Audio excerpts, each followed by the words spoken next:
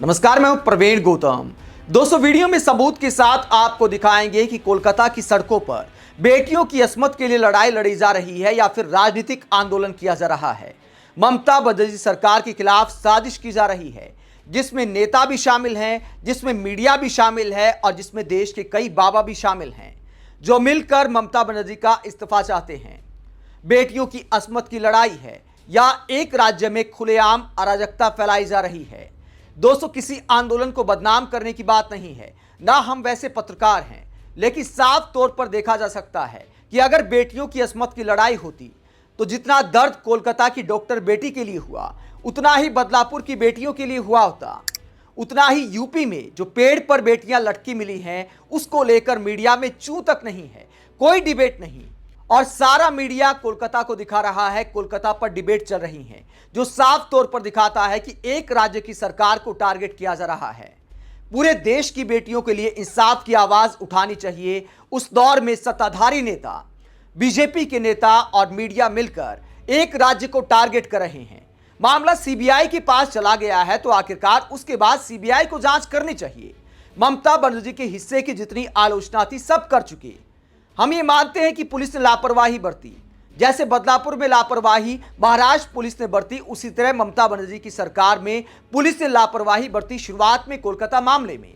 तो उसको लेकर बिल्कुल ममता से सवाल बनते थे और हर किसी ने सवाल किए, लेकिन इतने दिनों बाद भी ऐसा दिखाया जा रहा है, ऐसा आंदोलन खड़ा किया जा रहा है, ऐसी अराजकता फैलाई जा रही है बेटियों की अस्मत के नाम पर। कभी हंसते हंसते बहुत सारे फिल्मी कलाकार और बीजेपी नेता, ये तस्वीर आप देख सकते हैं विवेक अग्निहोत्री और बीजेपी नेताओं की, हंसी ठहाके लगाते हुए कोलकाता में बेटियों के लिए इंसाफ मांगा गया। तो ये पिकनिक मनाने गए थे या आंदोलन करने गए थे? दोस्तों, अगर रेप केस को लेकर सीएम का इस्तीफा आज बीजेपी नेता मांग रहे हैं, तो पहले देवेंद्र फडणवीस को इस्तीफा देना चाहिए, डिप्टी सीएम को एकनाथ शिंदे को इस्तीफा देना चाहिए, और आज यूपी के मुख्यमंत्री योगी आदित्यनाथ को इस्तीफा देना चाहिए। बेटियों के खिलाफ अपराध की जहां तक बात है, बहुत सारे यूपी में भी उसके बाद रेप केस सामने आए हैं। आज खबर यह आई है कि 2 बेटियां पेड़ पर लटकी मिली हैं। तो आखिरकार बेटियों के लिए आपके दिल में दर्द है, तो हर किसी के लिए होना चाहिए। लेकिन कोलकाता की सड़कों पर कैसा नंगा नाच किया गया, ये तस्वीरें आप देखिए। पुलिस को पानी की बौछारें छोड़नी पड़ी क्योंकि पत्थर फेंके गए पुलिस पर, और कहा गया कि स्टूडेंट्स का आंदोलन है, छात्र इस्तीफा मांग रहे हैं ममता बनर्जी का। तो आखिरकार इसमें राजनीति कहां है? कुछ तस्वीरें मैं आपको दिखाता हूं कि यह छात्रों का आंदोलन है या किसका आंदोलन है। कुछ तस्वीरें आप देखिए। क्या ये छात्र हैं? मतलब ये अधेड़ उम्र के व्यक्ति, क्या आपको छात्र दिखाई देते हैं?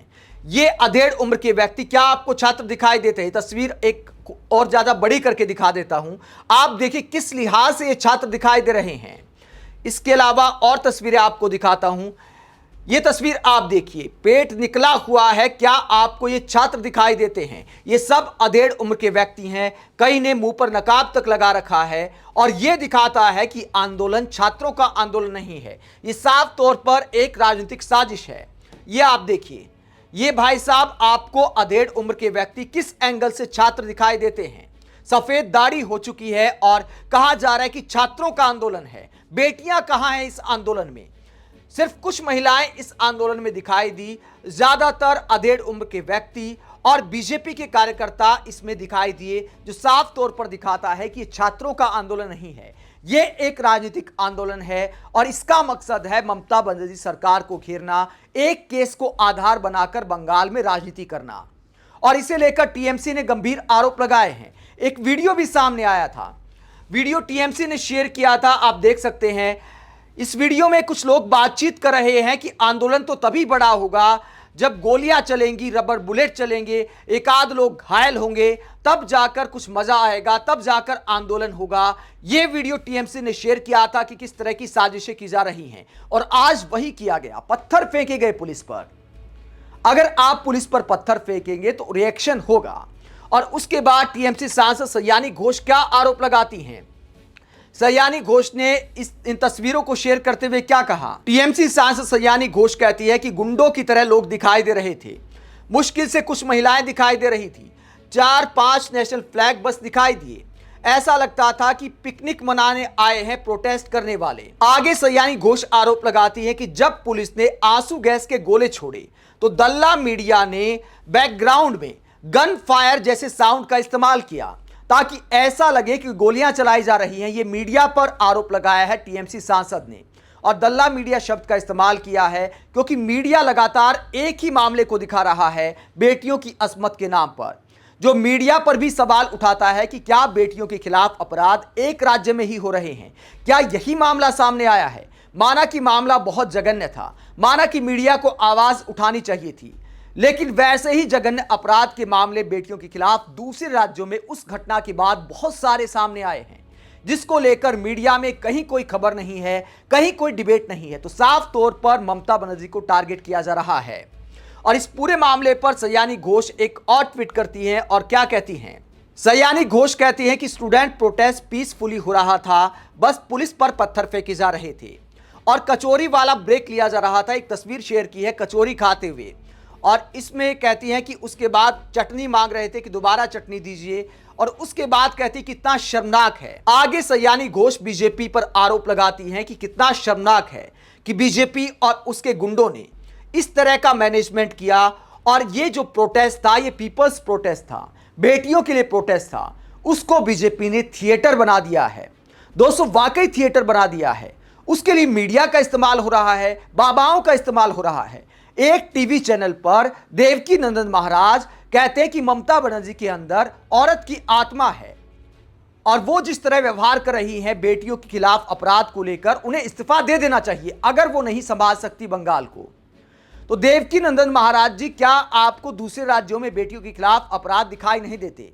मान लिया कि ममता बनर्जी सरकार ने इस मामले को ठीक से हैंडल नहीं किया, आलोचना बहुत हो चुकी, आखिरकार कितने दिन तक की जाएगी? दोस्तों बीजेपी के नेता, मीडिया और बाबा लोग सब मिलकर ममता बनर्जी का इस्तीफा मांग रहे हैं, तो क्या उससे बेटियों के खिलाफ अपराध रुक जाएंगे? आज यूपी का एक मामला दिखाता हूं। सुप्रिया श्रीनेत ने इसे लेकर सवाल खड़े किया। ये तस्वीर मैं नहीं दिखा सकता, पेड़ पर बेटियां लटकी हुई हैं। सुप्रिया श्रीनेत इसको लेकर कहती हैं, आज उत्तर प्रदेश के फर्रुखाबाद में 2 लड़कियों के शव बगीचे में लटके मिले। दोनों कल श्री कृष्ण जन्माष्टमी पर मंदिर गई थी, वो घर वापस नहीं आई। बटेंगे कटेंगे जैसी घटिया बयानबाजी से वक्त मिले तो बेटियों को सुरक्षित कीजिए योगी जी। दोस्तों इसी तरह की घटना जब अखिलेश यादव की सरकार में यूपी में सामने आई थी, तो हमारे देश के टीवी चैनलों ने अखिलेश यादव का फोटो लगाकर यूपी में जंगल राज लिखकर सवाल पूछे थे। तो क्या आज हमारे देश की मीडिया सीएम योगी आदित्यनाथ का फोटो लगाकर सवाल कर सकती है कि यूपी में जंगल राज? क्या इस तरह के बैकग्राउंड फोटो का इस्तेमाल कर सकती है? क्या इस तरह का क्रोमा बनाया जा सकता है? क्या मीडिया में इतनी हिम्मत है? या बेटियों के खिलाफ अपराध सिर्फ बंगाल में हो रहे हैं? आप बंगाल में प्रोटेस्ट के नाम पर इस तरह की घटिया राजनीति को लेकर क्या सोचते हैं, जहां बेटियों की असमत के नाम पर एक राज्य की सरकार को अस्थिर करने की कोशिश की जा रही है? कई लोग राष्ट्रपति शासन लगाने की मांग कर रहे हैं, कई लोग ममता के इस्तीफे की मांग कर रहे हैं, जो साफ तौर पर दिखाता है कि बेटियों की असमत की लड़ाई नहीं, ये राजनीतिक लड़ाई ज्यादा दिखाई देती है। आप इस पूरे मुद्दे पर क्या सोचते हैं? कमेंट बॉक्स में अपनी राय जरूर दें।